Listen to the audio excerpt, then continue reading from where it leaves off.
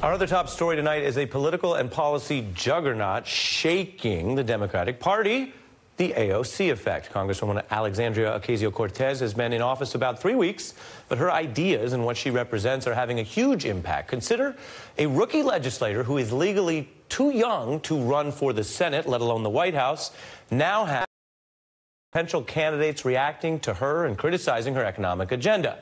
The first thing to know about this dynamic is it's broader than partisan politics. AOC has been arguing for a tradition of moral politics, civil rights, and economic reform that goes beyond for what passes for a lot of debate in D.C. Social movements are the moral compass and should be the moral compass of our politics. I do think a system that allows billionaires to exist when there are parts of Alabama where people are still getting ringworm because they don't have access to public health is wrong. The wage gap is an injustice that persists through secrecy. It is time that we pay people what they are worth and not how little they are desperate enough to accept. He's not in the Russell Building, he's not in the floor of the Senate, and 800,000 people don't have their paychecks. Everyone deserves justice, and everyone deserves equal protection and prosperity. The predictable fixation only on AOC's style may underestimate her policy appeal. Plenty of other top candidates like Elizabeth Warren or Kamala Harris are running on similarly progressive economic platforms. A leftward shift, which apparently explains why former Starbucks CEO Howard Schultz is not a Democrat. That's according to his argument in a new round of interviews testing an independent presidential run against Democrats. No, I'm not a Democrat. I don't affiliate myself with the Democratic Party, who's so far left, who basically wants the government to take over health care, which we cannot afford, the government to give free college to everybody, and the government to give everyone a job, which basically is $40 trillion on the balance sheet of $21.5 trillion. We can't afford it.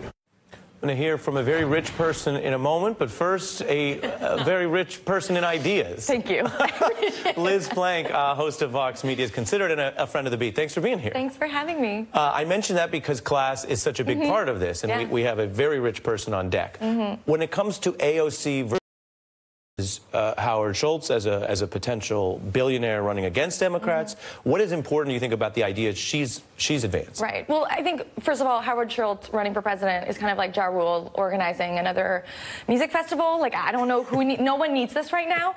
It's only going to actually benefit Donald Trump because, obviously, when we have a third-party candidate, it often disadvantages Democrats. Let me say that's a sick burn because the Fry Festival was a failure. Yes. Although Howard Schultz, I would trust to run a conference or a gathering more than the country. He should organize the next Fire Festival. I would trust him to You've hit on it. There we go. We found your calling. But one of the really interesting things that I think him and AOC sort of, I mean, they haven't talked to each other in real life, but this sort of standoff that they have is that AOC is exposing the myth of the fiscal conservative, but the socially liberal person, right? So, you know, Howard Schultz says that he is he's taken a stance against racism. He's taken a stance for offering jobs to refugees. He's pro-women, pro-reproductive rights, but he has these very fiscally conservative policies. And what AOC has been able to do is message how those two things are actually completely contradictory. If you believe that black people and people of color in this country should have equal rights,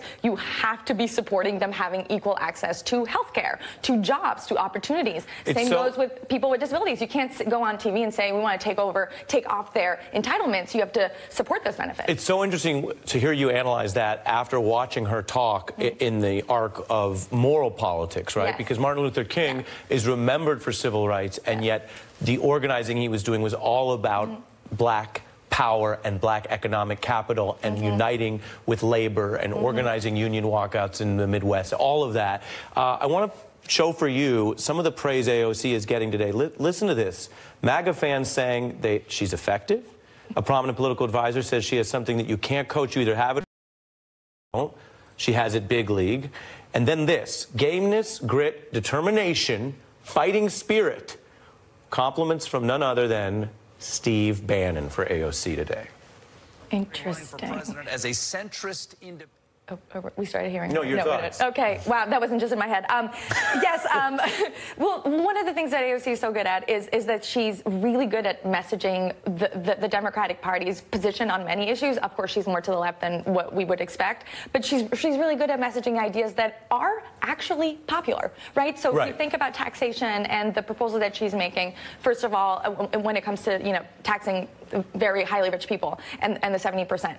70% of Americans actually support her and in that policy, even though it's being very, there's a lot of fear-mongering on the right and a lot of billionaires like Howard Schultz going on television saying that this is very bad. The majority of Americans actually support that policy. Right. And it's a long-standing, it's since the 1970s. If you look back, the majority of Americans want to tax the rich more.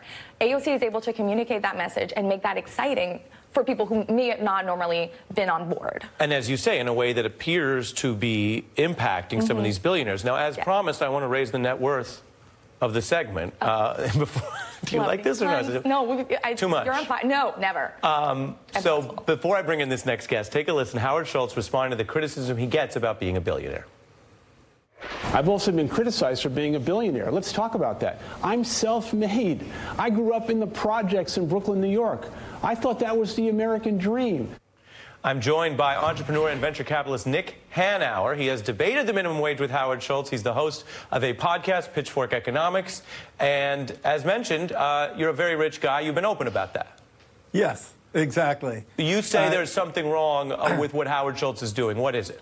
Absolutely. I love the conversation you've been having, but I just want to make one point, is that, it's easy to call what AOC is doing as far lefty, but nothing could be further from the truth. When you advocate for economic policies that benefit the broad majority of citizens, that's true centrism. What Howard Schultz represents, the centrism he represents, is really just trickle-down economics, tax cuts for rich people, deregulation for powerful people, and wage suppression and benefit cuts for everyone else without the overt racism. He is not the centrist.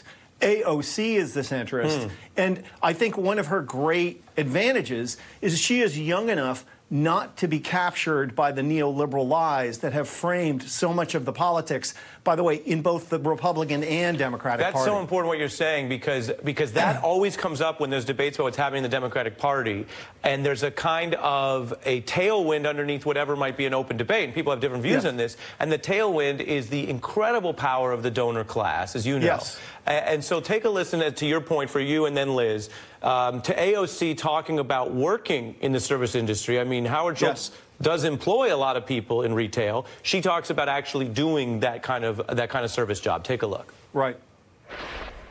Little things like trying to afford health insurance when you're a waitress and that kind of economic stress and living through it and enduring past it really showed me in a visceral way what it's like to be an American in a way that I don't think most public officials understand.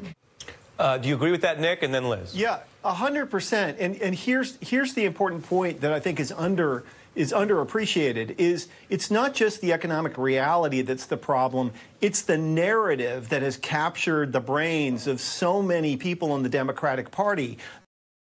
For instance, to raise the minimum wage from $2.13 plus tips for tipped workers to $15 an hour will destroy the economy. That is just a straight up lie.